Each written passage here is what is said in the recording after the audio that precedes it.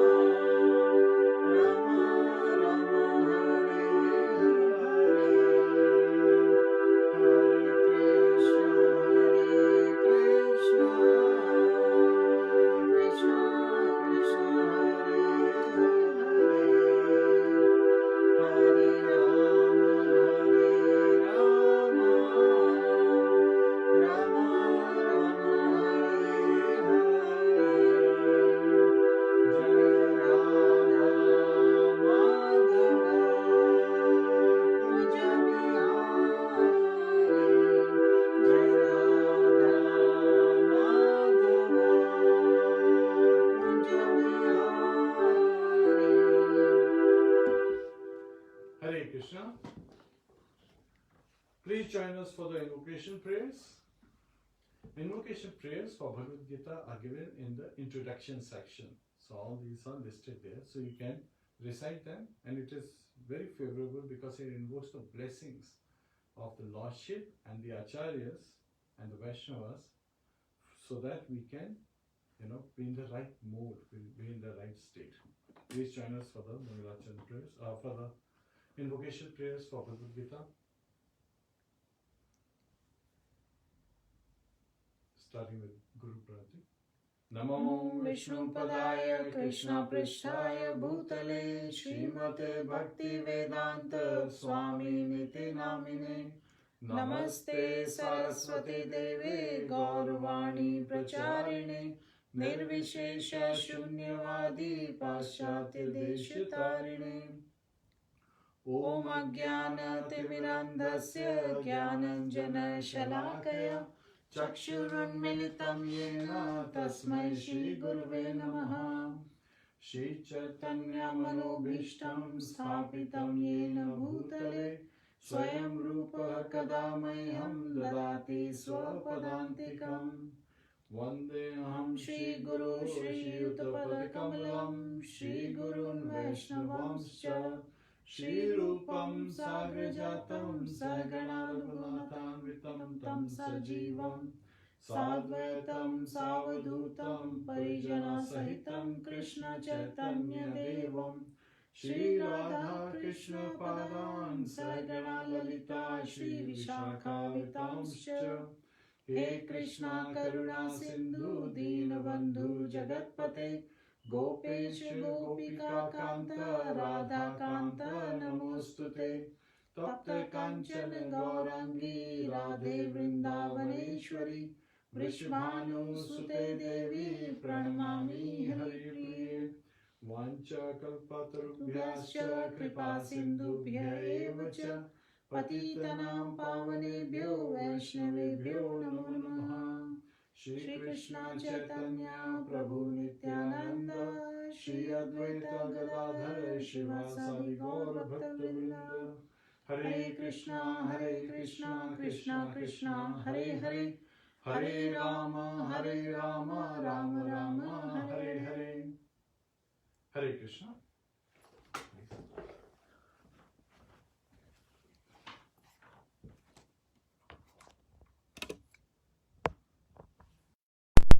With the very first verse of Srimad Bhagavad Gita, chapter 1, verse 1. Didrashtuvacha Dharmakshetre Kurukṣetre Samaveta Yuyutsavaha Mamaka Pandavascheva Kim Kurvata Sanjaya. Didrash said, O Sanjay, after my sons and the sons of Pandu assembled in the place of pilgrimage at Kurukṣetra, desiring to fight, what did they do? So, this is the only place Didrash, he makes an inquiry. And this inquiry from Didrash is revealing his mind as how he is, somewhat fearful, yet at the same time somewhat determined. And sometimes it happens that we take on some task and we are fearful about it, yet at the same time we are determined that we have to follow through it nevertheless. Whatever happens, we are going to follow through it. And Didrash, he was, Srila Prabhupada in the purpose, he is also revealing that he was not just, born blind. Spiritually also he was blind. And yes, afterwards, after the battle at Kurukṣetra, when the Pandavas were still taking care of him, it was Mahatma Vidur who enlightens him in the spiritual knowledge. And thus he is able to, awaken in his very life and take to devotional service.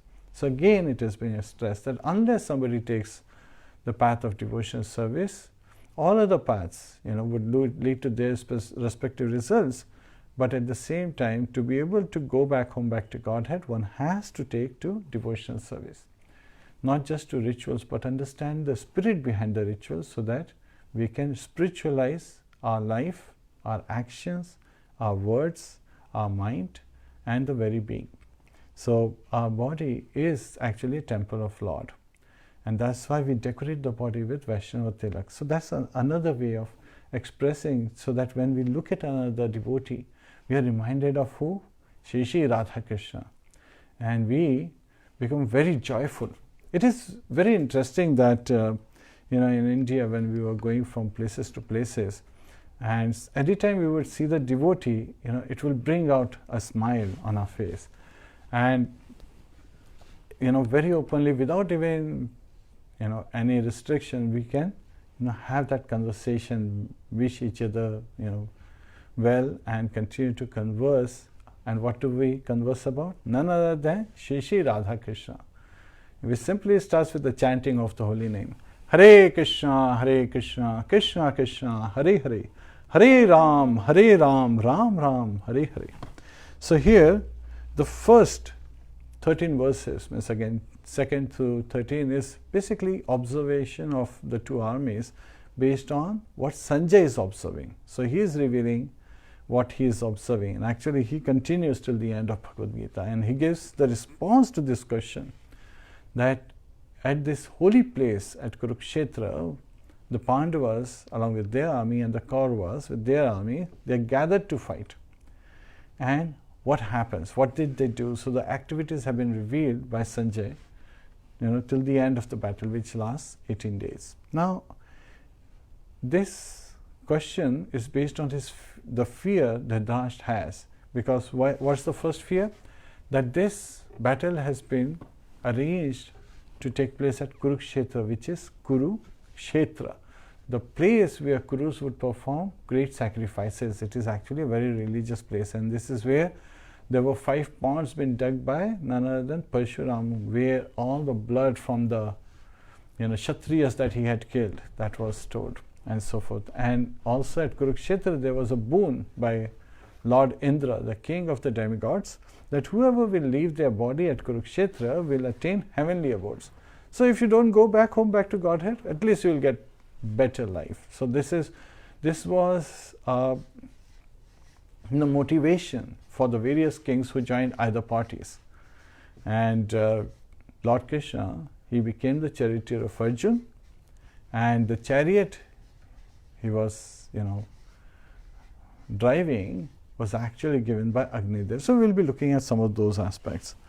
So Sanjay is describing how Duryodhana is addressing, using diplomacy. So Duryodhana was expert in using all the rules and regulations for his advantage. So he would twist everything for his advantage.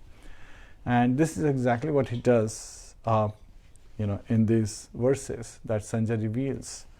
So, yet at the same time, Dhritarashtra is fearful. Not just for this reason. The second reason he is fearful is that the Pandavas are pious. So the whole environment is imbued with this spiritual potency. It's a holy place. It's a place of pilgrimage. And when there are pious people there, then they feel at home. While the impious people, like his sons, the Kauravas, headed by Duryodhana, they were impious, so they would not feel at home. They would feel, out of their element, and so they may not be at their power, to be able to fight as, they would if it was not a religious place. And then there is another factor. Third factor is, he is aware that Kṛṣṇa he has heard from great, personalities like Vyasadeva, Devla, Narada, and many other personalities, including Vidur and Bhishma Dev, and he is aware that Lord Kṛṣṇa is very powerful mystic. This is what he is thinking. Yet at the same time, he has been also addressed, Lord Kṛṣṇa is addressed as the Supreme Personality of Godhead. And so he is also fearful, and this is where Srila Prabhupada and the Acharyas, Vishwanath Chakravarti Thakur, in his commentary to Bhagavad Gita, he reveals that this is like the rice paddy field where all the unwanted plants are going to be uprooted and taken away. So only the right arrangement will be there and pious people would survive. Now, all these fears are tormenting him, yet at the same time he is determined that there must be a decision. And he wants that decision, and of course, as an affectionate father, he wants it in favor for his son. So he's asking this question because he does not want any compromise. He does not want Kauravas to give in to the demands of Pandavas, thinking that there are so many warriors on the side of Pandavas and it's a holy place and all these favorable conditions for Pandavas. So he's asking this question, and Sanjay reveals to him. And Sanjay's response is also very important, because Sanjay, he is revealing that he is seeing what is happening, right? Sanjay, he says, Sanjay vacha dishrvatu pandavanekam vyudham duryodhanas tada acharyam uprasangramya rajan vachanabravit. So what is he saying? He is revealing to Dhritarashtra that, O king, so this is directly reference to Dhritarashtra, he is saying, after looking over the army arranged in military formation, and what is the formation? The formation Pandavas arranged. So they were on the west side of the field, facing east, and they had the formation of Vajra view. So Vajra, and Vajra formation, and the view formation was the formation on the Kaurava side, who were on the east side facing west.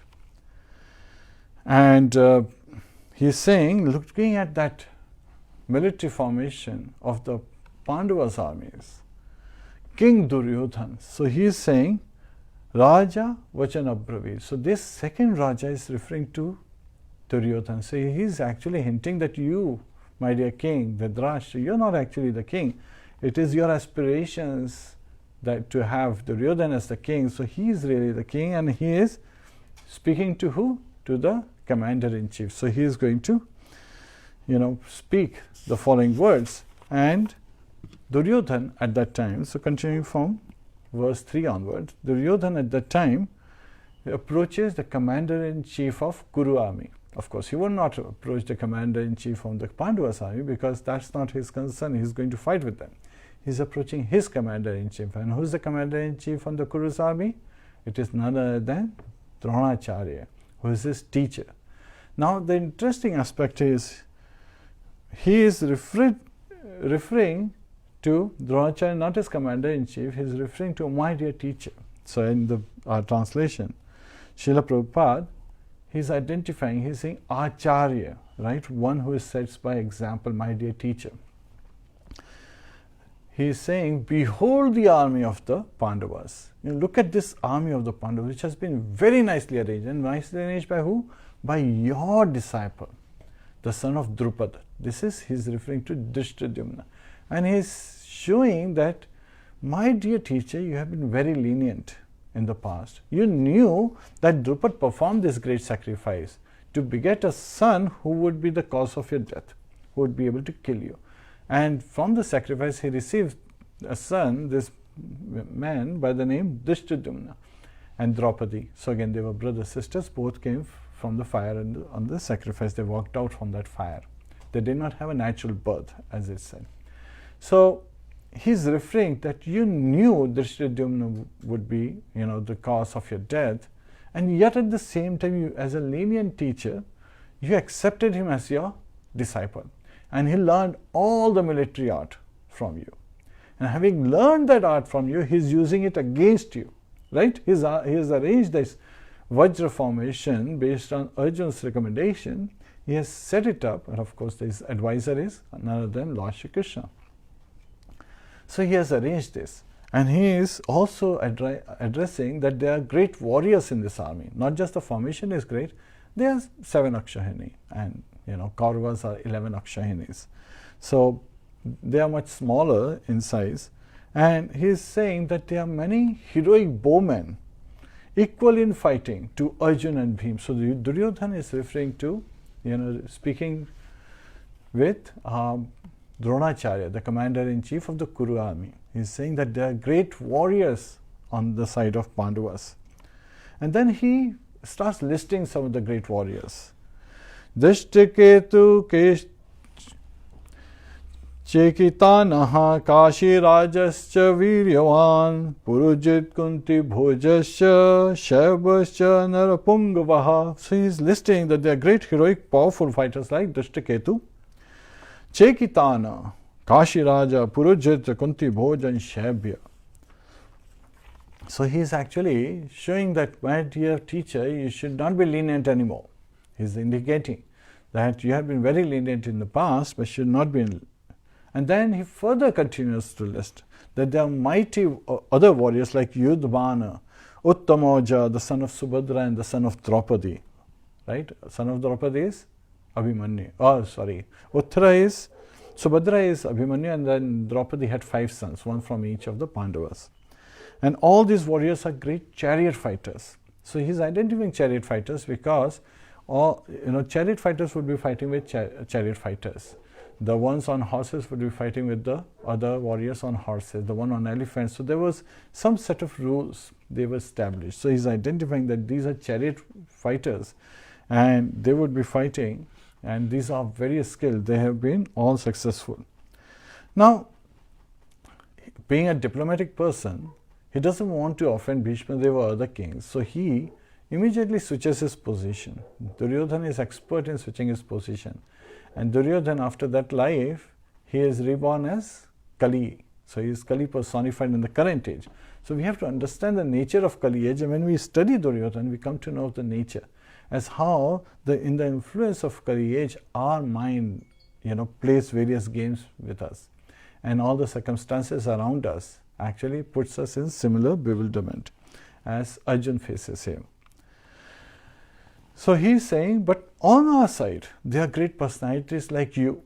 There is grandsire Bhishma, and then there is Kṛṣṇa. And Kṛṣṇa was not allowed to be on the battlefield, when Bhishma Dev said, until I am on the battlefield, especially when he was commander-in-chief, he kept Kṛṣṇa out. And then he is saying, Kripacharya is there, Ashwathama is there, Vikarna is there, the son of Somadatta called Bhurishrava, he is there as well. And these all personalities have been victorious in battle. And there are many other heroes. Now the interesting thing is this next verse is very important, the verse 9. He is saying, Annecha bahavaha shura madate tyakta jivitaha nana shastra prahanaha sarve yuddha visharadaha. And I'll tell you the significance. He's saying there are many other heroes that are prepared to lay down their lives for my sake. All of them are well equipped with different kinds of weapons, and all are experienced in military science. But this military science, the word he uses is very specific. He says Yuddha Visharada, expert in military science. However, just like we hear in Ramayana that when Rāma, Vibhishan and Kumbhakaran, they meditated to receive boon from Lord Brahma, and they did receive the boon. At that time when Kumbhakaran was about to ask for the boon, right, Goddess Saraswati, she sat on his tongue and made him speak out what? That I should always sleep. And when Ravan heard that, that's like he has asked for a boon of death, because if he is sleeping, that means he is never active, and that's like death. That's not different. So at that time, Ravan interfered and he said, oh, my dear Lord Brahma, he misspoke. At least allow him to be awake for a day. So Lord Brahma at that time granted that. But it was Goddess Saraswati the cause. So here also, Duryodhana, Goddess Saraswati is riding on his tongue and is causing him to say this word. And she always places her signature, whenever she does this. So her other name is Sharada. So the word Yuddha Visharada, she is placing her signature, that this is where she is inclining him to say that all these kings who are gathered here on this battlefield are ready to give up their life for me. So he was the cause of this battle. If he had agreed to give the 5 villages to Pandavas, it would not have caused, nobody would have to fight and be at Kurukṣetra. But it was also an arrangement by Lord Shri Kṛṣṇa. So we all understand that the cause of all causes is none other than Lord Shri Kṛṣṇa. So it has been arranged to remove the impious people, to remove the burden of the earth. And wherever there is, rise of, irreligion, Lord appears, as we'll hear again from his very self, Lord Shri Kṛṣṇa, the Supreme Personality of Godhead. Now, the next verse also Acharyas explain as Duryodhana is identifying the strength of his army versus the strength of the army of the Pandavas, the 7 Akshayani armies of the Pandavas. So in his army, there were 11 Akshayanis. 1 Akshayani was being commanded by Bhishma Dev, and 10 were in this Vyuha formation under the command of Dronacharya, but with the consultation of Dushasana. Yet he never even considers Dushasana important. That is interesting. One of the lessons we learn in Mahabharata is that even though Dushasana was like Lakshman to Ram, yet at the same time, the lesson we learn is for a wicked person, we should not become their follower, because it will just cause it becomes the cause of fall down.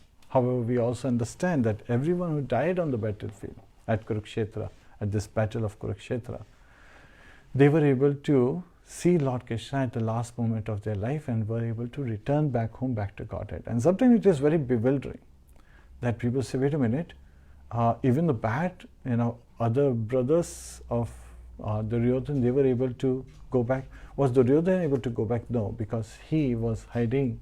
At the end, he ran away from the battlefield and was hiding in a lake in the waters. And that was outside the Kurukṣetra region. So he was reborn as Kali age.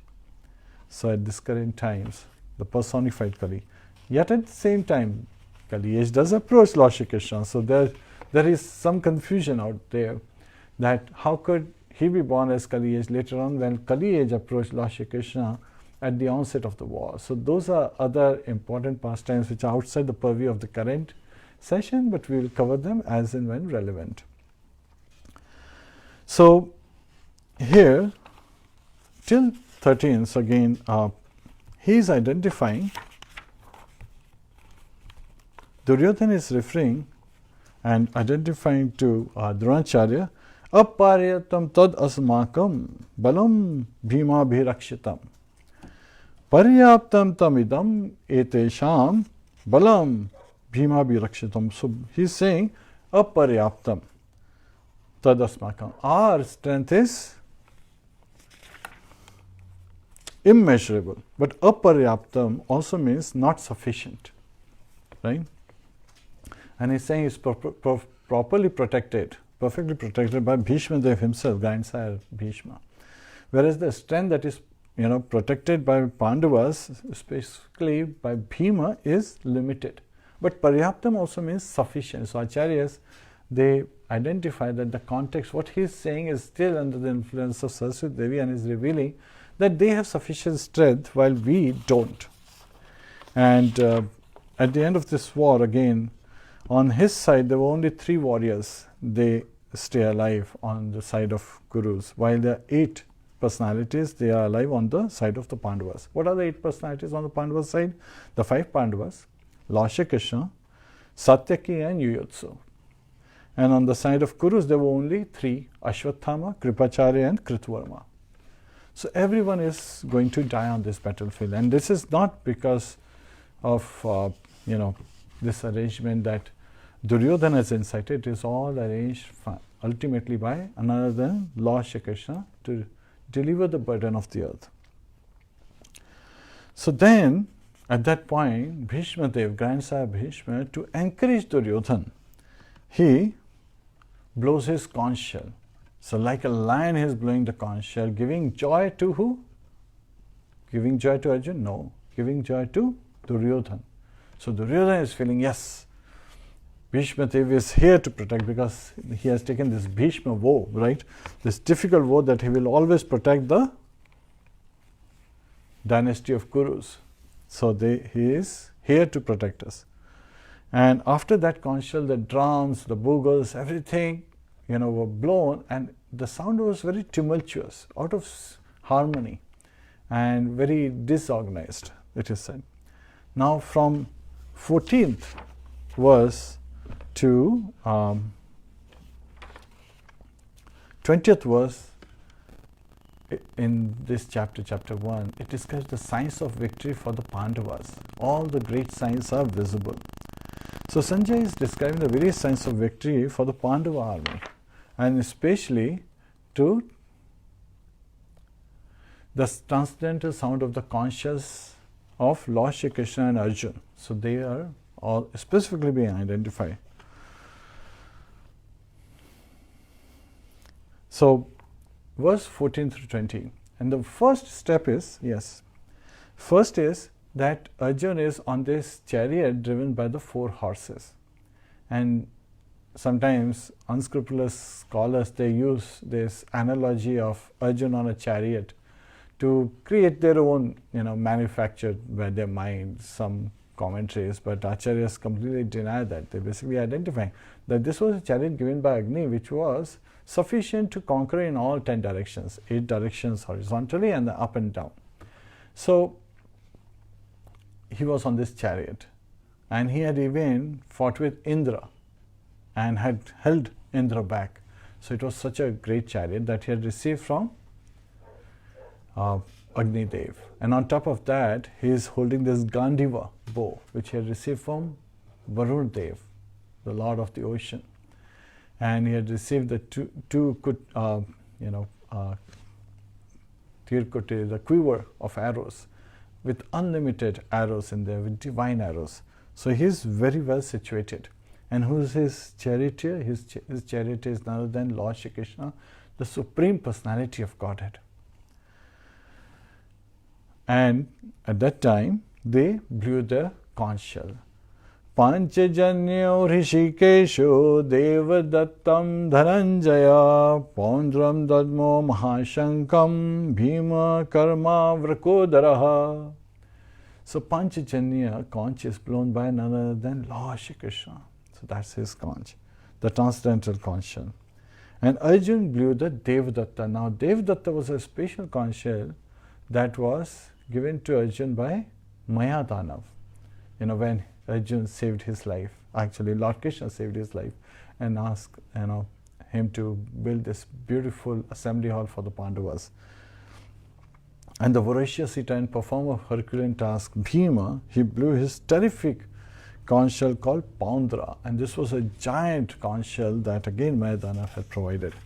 So they have all these transcendental conch shells being blown on the side of the Pandavas, and of course Ananta Vijaya was the conch shell that Yudhishthira, he is blowing Yudhishthira Maharaj, and then Nakul Sahadev, they are blowing their conch shells, Sughosha, Mani Pushpako, and so many other. So as these conch shells are blowing, the sound is so magnifying that it immediately shatters the hearts of the Kauravas, the sons of Dhritarashtra.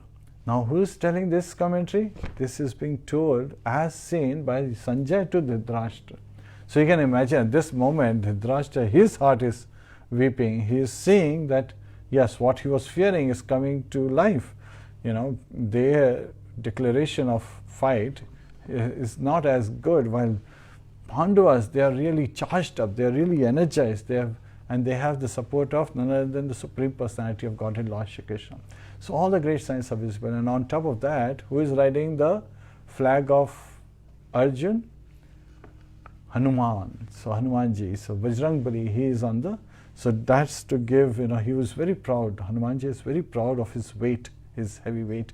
So he is keeping that chariot stable throughout. And on top of that, Lord Kṛṣṇa, the Supreme Personality of Godhead, is present. So in the 19th verse, it's clearly said that this declaration from the Pandavas side, their army, shatters the heart of the sons of Dhritarashtra. And sometimes when we read this, it becomes very interesting, because it seems like even though Sanjay is telling this to Dhritarashtra, it's in the third person. He's not saying your sons, right? And so at that time, it is the war, there is no step of going back. So Dhritarashtra did not want any compromise, so he is satisfied that that is not happening. Yet the war has been, the declaration has begun, and now they are about to shoot arrows. So Arjun, he picks up his Gandiva bow ready to shoot arrows. And being incited by Lord Shri Kṛṣṇa, he spoke to Lord Shri Kṛṣṇa. So this is where Arjun, he is asking Lord Shri Kṛṣṇa to observe the two armies. And so 21 through 27 is showing Lord Kṛṣṇa's, beautiful form as Bhaktavatsal.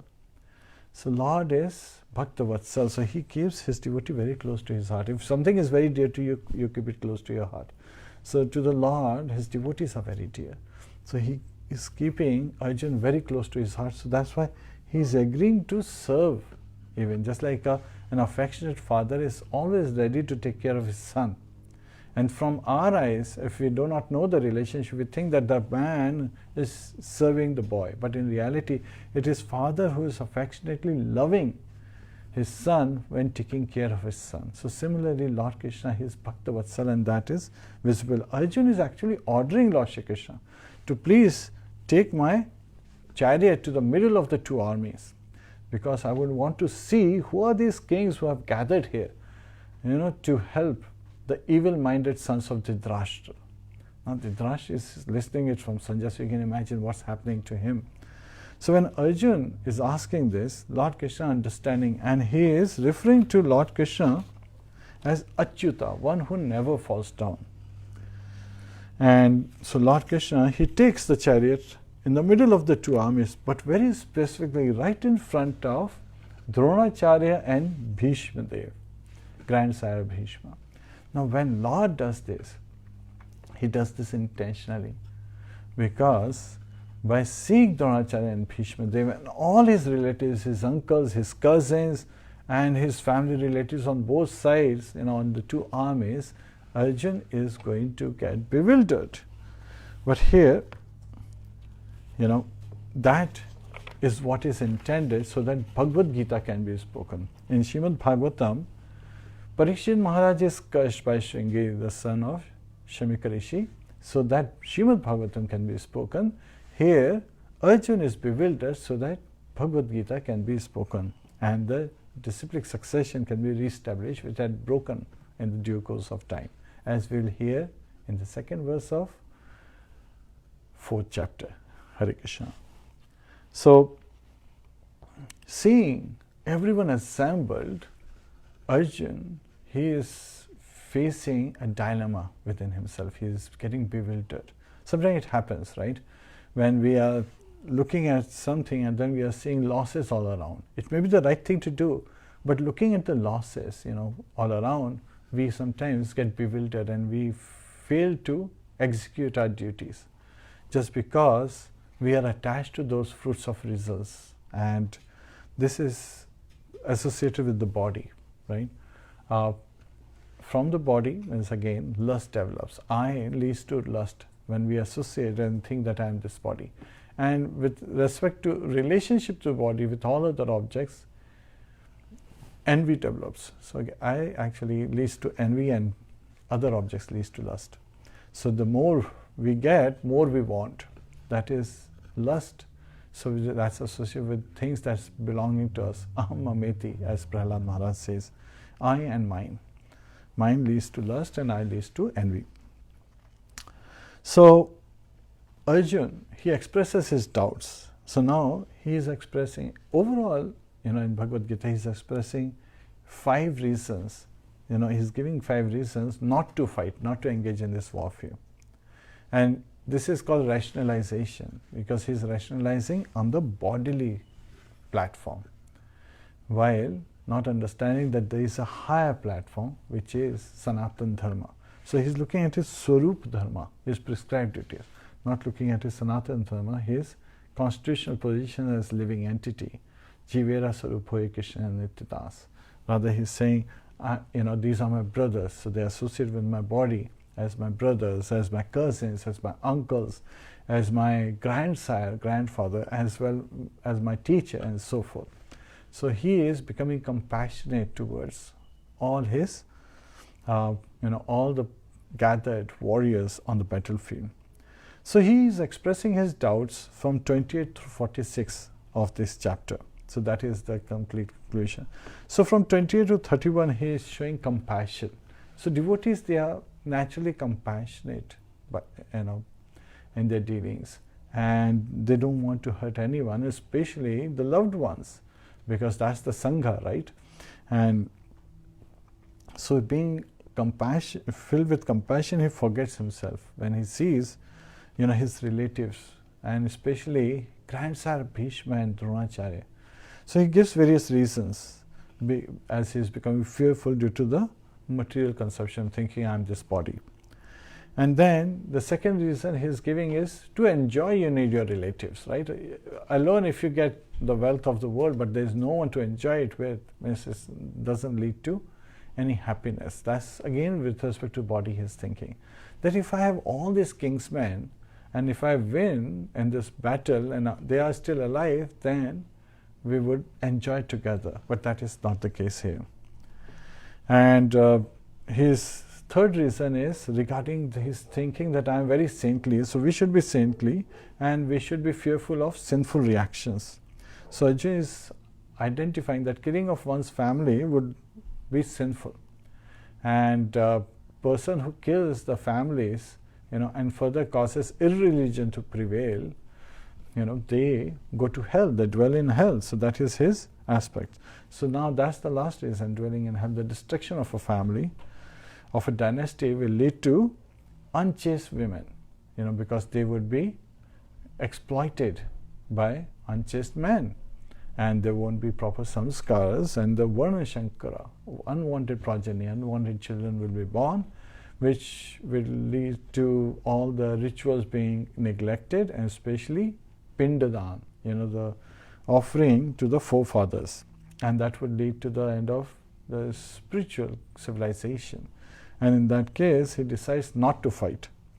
And finally, he casts his Gandiva bow aside and he sits down on the chariot. Now, somebody could say, when Arjuna is having this conversation, the Kauravas are ready to fight. Why aren't they shooting an arrow? Because at that time, Grandsa Bhishma, he raises his hand to signal to the Kauravas armies to hold back. Because only Arjuna has come to the middle of the battlefield, and it is with Lord Shri Kṛṣṇa. So there must be a great reason for them to come to the middle of the battlefield. So he signals, and everyone abides by the order of Bhishma Dev, that nobody would shoot an arrow. So at this time, and whole of Bhagavad Gita was spoken just in 45 minutes. So this is where Arjuna is identifying his dilemma. He is saying in the Bhishma, in the presence of Bhishma and Dronacharya, which is from verse 28 to 31, he is saying that, and Lord Kṛṣṇa actually in 25th verse, right in front of Bhishma and Dronacharya, when he situates the chariot in the middle of the amidst the two armies, he says, just behold Partha, all the Kurus assembled here. So he is giving him the vision of all the Kurus, but especially Bhishma Dev and Dronacharya. And so Arjuna, he sees all the members, and he becomes overwhelmed and becomes compassionate. So this is the compassionate characteristic of Arjuna that is visible. And Arjuna, he is saying that my whole body is trembling, my hair is standing on end. So this is not a hair is standing on end because of romanch, because of thrill. It is because of fear, because of unwanted, undesirable situation. And he is saying that his bow, Gandiva, is slipping from his hand, and my skin is all burning up. So these are the signs that is showing that he is not ready to fight. He's feeling hesitant, he's feeling doubtful, he's getting bewildered. And why is this chapter called VISHAD Yoga? Yoga refers to connection with the Supreme Lord. And this is where in his bewilderment he is actually connecting with the Lord by saying that, okay, I am facing all this situation, and you are Govindas, again, one who gives pleasure to the cows, pleasure to the senses.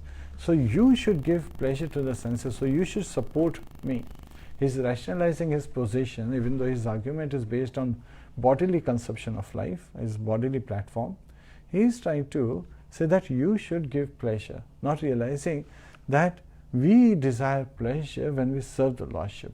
Rishikesha Rishikena Sevanam Bhakti Ruchyate. So when we engage our senses in the service of Rishikesha, the master of the senses, then that is the topmost seva, and all our senses are fully satisfied.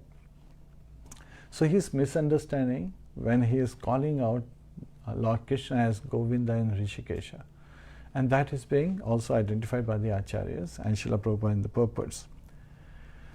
And as he is giving the reasons, he is saying that the first reason, he is basically saying that I do not see how anything good can come from killing our own kingsmen in this battle. As well as he is also saying that I don't desire any kingdom or happiness. If this is the path I have to take, I would rather not take. And as he continues to give the reasons, so again, he is giving the reason that of course, Bhishma Pitamaha, grandsire, when you see a grandfather, you are being very respectful. You are constantly, taking shelter of their lotus feet, getting blessings from them. How could you raise arrows? That is very offensive, to raise arrows to your elders. So he's giving one of those reasons as well. Then he's saying, my dear teacher is here, right? Dronacharya, he is the commander-in-chief of the Kuru army. Everything that I have received, I have learned is from him. And how can I use what I have learned against him?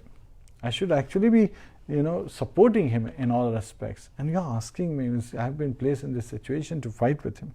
How is that, helpful in this situation? So he's giving all these reasons. And he's basically saying that what would be the advantage of killing the sons of Dhritarashtra, because if we fight with them, and interestingly, he's giving that he has heard this, all these aspects, in disciplic succession. So he gives, with respect to the compassion, gives the reason in the 45th verse, identifying that, one should not be so hard-hearted. And then, with respect to his reason on enjoyment with kingsmen, he's identifying a supportive aspect in 44th verse, that, whatever we gain is meant to be shared, and it's from relationship happiness comes. And his saintliness and the fear of sinful reactions is visible. So further support is in the 43rd verse. And there he is identifying the perspective that I have heard this in disciplic succession. He's saying that it's not that I am just feeling it. I have actually heard it in disciplic succession. So now he's giving, he's giving the proof of authority. And this is a normal way of presenting your, put forth your view, by saying that, providing references to the Shastras, or to, Sadhu, Guru and Shastra. So those are the three references. And he providing those references by saying in disciplic succession. Yet at the same time, he's misunderstanding. So this bewilderment of Arjuna is being caused by the influence of Lord Shri Kṛṣṇa, so that Bhagavad Gita can be spoken. And he is actually coming close to Lord Shri Kṛṣṇa when he's asking this question. So again, there is one more reason he gives, and that reason he gives in the second chapter. And from 1st to 10th verse, we see as how Arjuna is going to give his other reason of further doubts and surrender. And finally he surrenders to Lord Shri Kṛṣṇa, saying that I surrender to you as your disciple. And this is where the chapter ends. So here we saw as how Arjuna is looking on the bodily platform, even though all the signs are in favor of Pandavas. Hearing this, when Sajja reveals this, that Arjuna has cast his bow aside, Gandiva bow aside, and he has sat down that he is not ready to fight, it's giving joy to Dhritarashtra, King Dhritarashtra. He is very joyful because Arjuna was a mighty warrior, and when Kurus, they had attacked Virat, at that time Virat Raj had sent his son along with Arjuna. And Arjuna was a eunuch at that time, became the charioteer, but of course the son of Virat Raj was very scared, very meek person. So he immediately revealed it, and as soon as Arjuna learned, they switched their position. And Arjuna alone faced the Kuru armies, so not the supporting kings, but the Kurus, including Bhishma Pitama, Duryodhan, as well as Kṛṣṇa. And he quickly made everyone unconscious, and he actually defeated the whole army. So he had already done that little while back. How could he get bewildered? He had faced them, because there was another condition, that in this particular battle, the fight will go on till death. So again, he was realizing that all these gathered warriors, many of them are going to die in this battlefield. And because he is associated at the bodily platform with thinking, I am this body, and these are people who are very dear to me because they are associated with my body, he is working on that platform. It's actually, when we ask these kind of questions, it helps us awaken. Atato Brahma Jigyasa, it helps us awaken what is the purpose of life. Why am I here? Why is there so much pain in this world? Just like Arjuna is facing this, and his body is, the hair is standing on its end, and he's feeling bewildered. So this is where we will end today's chapter, and we'll pick up the chapter 2 in the next class. Hare Krishna. Thank you for joining us. Srila Prabhupada ki jai, Srimad Bhagavad Gita ki jai, Ananta Koti Vaishnava Vrinda ki jai, Nitai Go Premanande, Hari Hari Bol. Hare Krishna.